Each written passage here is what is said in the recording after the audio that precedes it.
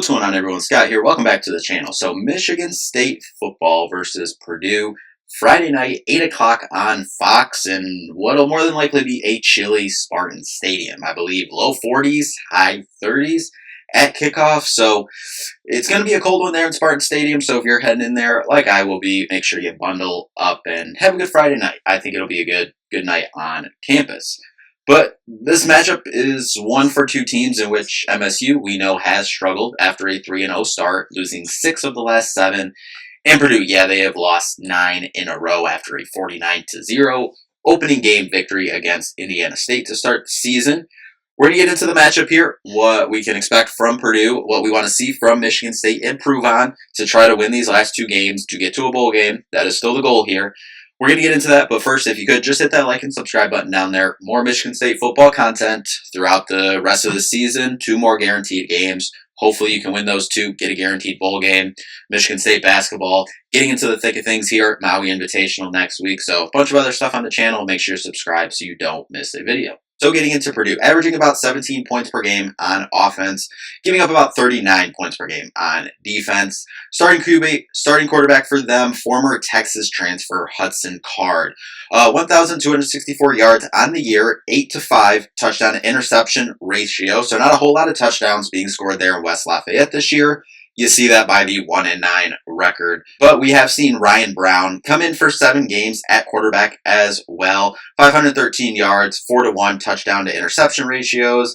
More of a dual threat guy. We'll get more into that here in a second. Really a 2-man rotation, getting a majority of the reps in the backfield for the running back position here for Purdue.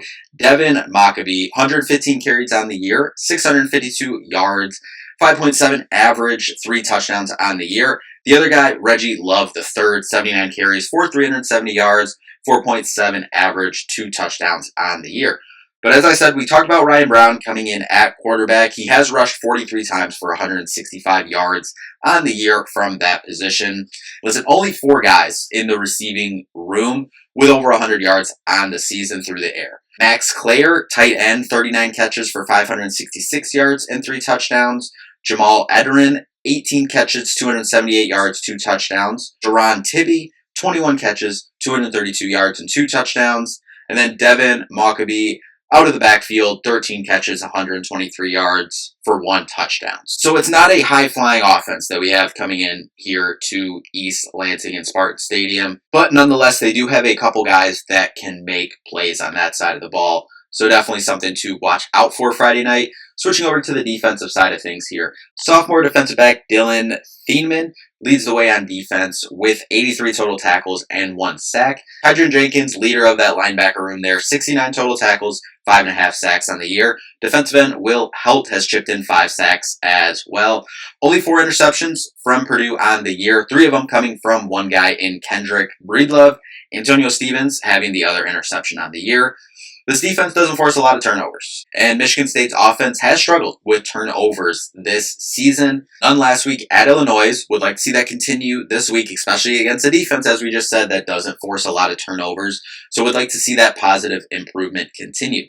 Field goals for Purdue, 8 for 13 on the year. So if we can try to force them into some tough field goal, field position type of situations, I think that could be a key in this game.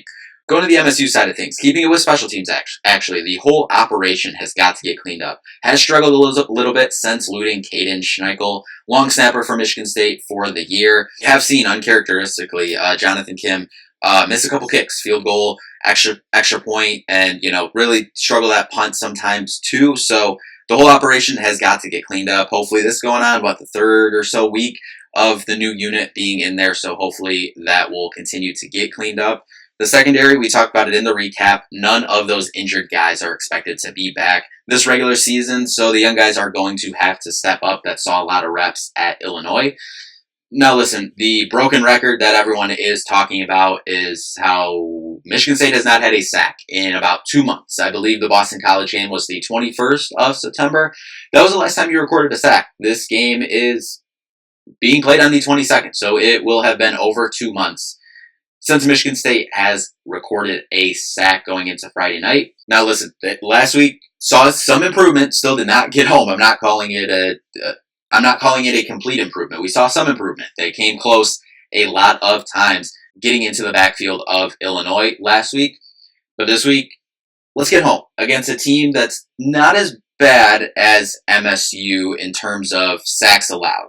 Michigan State's offensive line ranking 119th in the country in sacks allowed. Purdue, 104th in sacks allowed per game. So there should ideally be some opportunities for this defense, this defensive line, linebackers to get home and hopefully record our first sack in now what will be over 2 months. So getting to our Week 13 college football. That's crazy to think we're already at Week 13 here. Last week, we're not going to talk about it, 0-5. So that brings our record to 21-30 on the year. Well, two more weeks left. So let's try to turn this thing around.